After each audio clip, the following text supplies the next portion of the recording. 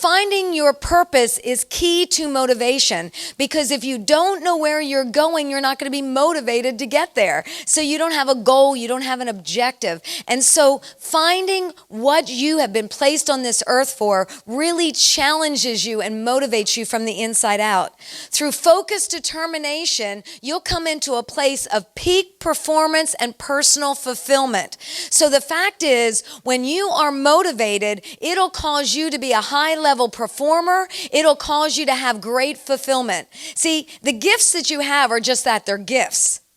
But what you do with the gifts is a manifestation of your character. I want to read from, it's from William Barclay, but it was talking about Samuel Taylor Coleridge. Listen to this. Coleridge is a supreme tragedy of indiscipline. Never did so great a mind produce so little. He left Cambridge University to join the army. He left the army because he could not rub down a horse. He returned to Oxford and left without a degree. He began a paper called The Watchman, which lived for 10 numbers and then died. It has been said of him, he lost himself in vision of work to be done that always remained to be done. Coleridge had every poetic gift but one, the gift of sustained and concentrated effort. In his head and in his mind, he had all kinds of books. As he said himself, completed save for transcription, and I on the even, he said, of sending to the press 2 octavo volumes. So all these books were inside of him. He could see them, he could hear them, he knew what they were, but he never sent them to press. But the books were never composed outside of Coleridge's mind, because he would not face the discipline of sitting down to write them out. No one ever reached any eminence, and no one having reached it ever maintained it without discipline. And purpose gives us the discipline. Purpose gives us the motivation. See, the importance of purpose is that few people discover the work they love. Few people are doing the very thing that they were created to do. In fact, some statistics said only 3% of the world's population is actually functioning in roles and responsibilities that is a reflection of who they are. Passion is the byproduct of doing what you value. Passion is the byproduct of doing what you value. When you're passionate about something, that means you're willing to sacrifice for it. So there's something that rises inside of us when we value it and we recognize it based upon our passion. And everyone has passion and everyone has purpose, but do not have an avenue for its expression. And if you don't have an avenue for who you are and what is on the inside of you to be expressed in your sphere of influence, if you do not discover that, it creates a disconnect between the head, the hand, and the heart. My head can think, my hand can work, but if my heart is not involved, then I'm frustrated. I begin to survive rather than thrive. I have diminished energy or diminished motivation. And energy or motivation is a basic resource for psychic functioning. And it's the first sign of stress when you lose your energy and you are demotivated. When you are plumb wore out emotionally, not just from labor, but doing a minimal effort in something and you are wore out, you know you are not only not touching your passion, but you are not touching your purpose. Stress is the mind and body's response to any pressure that disrupts normal balance. It is an unmanaged reaction. Once again, you will feel anxiety when you're not able to release who you are in a sphere of influence. You will feel anxiety when you cannot express what you're called to do and how you're called to function.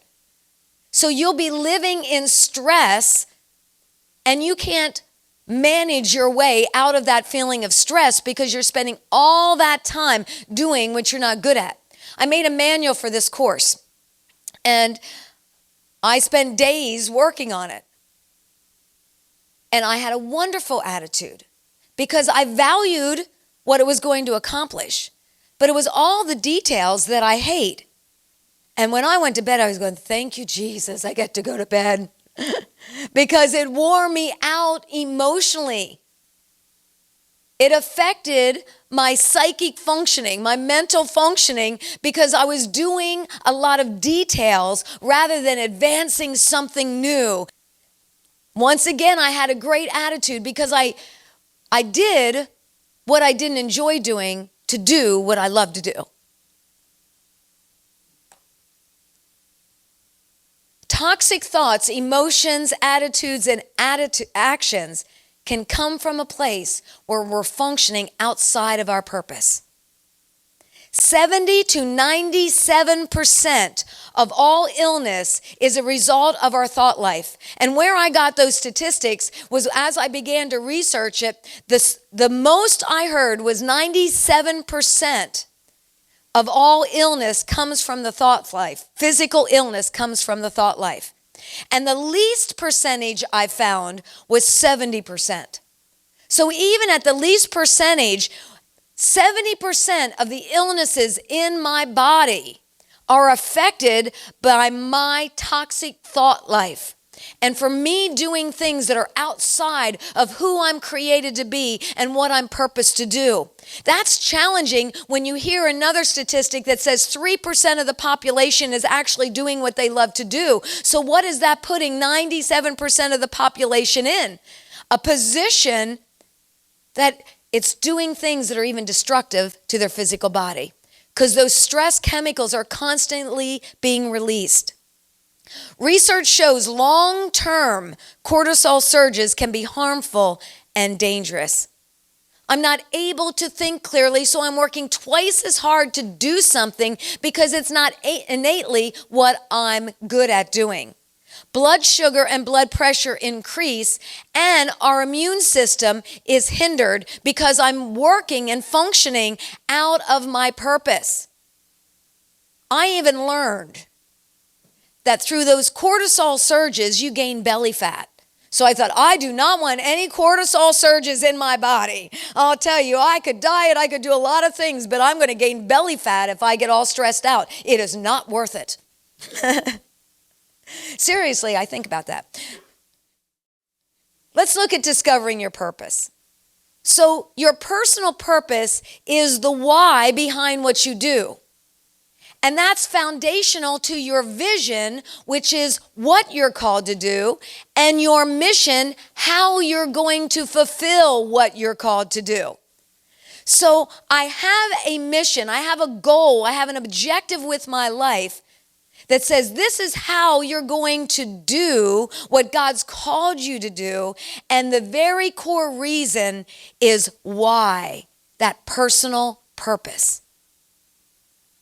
Walking in your purpose takes you from a life of success to a life of significance. And that is absolutely huge. Because it's not just being successful in the eyes of men. It's being in a place where I'm loving my life. And that life is good. Yeah, I have challenges, I have battles, I have struggles. In the world, I have tribulation. But guess what? I'm doing what I love to do, and that is empowering me. It's energizing me. It's giving me a motivation to do what I do, to work long hours, to study, to research, whatever it might be. There's that motivation there because I'm serving, once again, a higher cause, and there's a sense of significance in what I'm doing.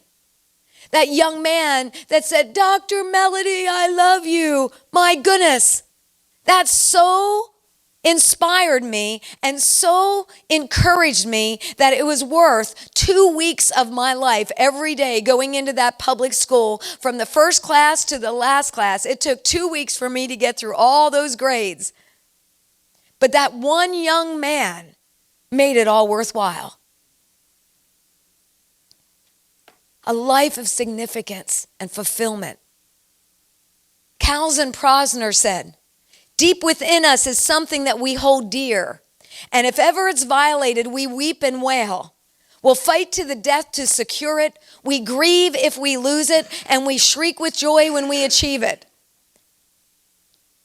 So when you're doing what you love to do, life is so good, and you're excited, and you're happy, and you're joyful. and you're pouring out your passion in those areas. But if you're not able to walk in the things that you're passionate about, it's like you'll grieve. You'll pull back. You'll be frustrated. Our experiences, good or bad, have the ability to shape our purpose, passion, and values. Truly, our pain can become our purpose. The negative experiences of my past can literally position me. I have the ability to be authentic in my sphere of influence. I can be a real human being, even in professional environments. And that empowers them. I remember one place I went, and it was a vice president of this division. And this vice president was sitting back there and saying, this person is fake, and thinking all types of things about me. They're not real. But by the end of my training, they go, wow, they're really real. They're really serious. This wasn't a show. See, sometimes people think your passion is a way to manipulate you to get what they want. But when you can be authentically you, you can begin to demonstrate to them that you're trustworthy, and not just what you reflect, but who you are as a person. Personal identity is absolutely critical to our lives. To wish you were someone else is to waste the person that you are. Living that life of comparison is literally sabotaging the very reason God put you on this earth. There's a role that He's called you to play. What an honor, what a privilege. Our identity is the distinct uniqueness of who I am. It's not what I do, but it is reflected by what I do. Once again, my actions will speak louder than my words. So the fact is, because of who I am, there is a reflection in what I do. And you can see who I am by what I do. So even though the distinct uniqueness of who I am is not my action, it is who I am, you can see it by my actions. It's a recognized set of characteristics that belong uniquely to an individual. Now, once again, I'm a behavioral analysis consultant. I do the personality profilings, I do values profilings, I do teams profilings, I do all these different profilings so people can begin to discover the value on the inside of them. And after all these years, you take all these different combinations, if you put all those things together and you see how extremely unique every person is.